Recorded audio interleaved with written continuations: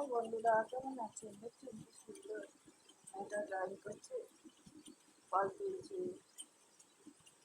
পুজো এসে গেল, টিভিতে খবর দেখা দিয়েছে পুজোর আপডেট।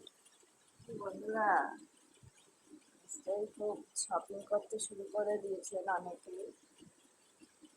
পুজো পুজো একটা ভাব চলে এসছে, কখনো বৃষ্টি হচ্ছে, কখনো আবার সোনার হতে উঠছে আকাশ, নীল মেঘের ভেলা।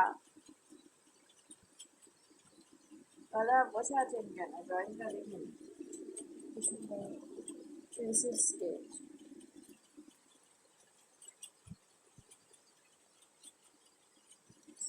ভালো লাগলে অবশ্যই সাবস্ক্রাইব করবে,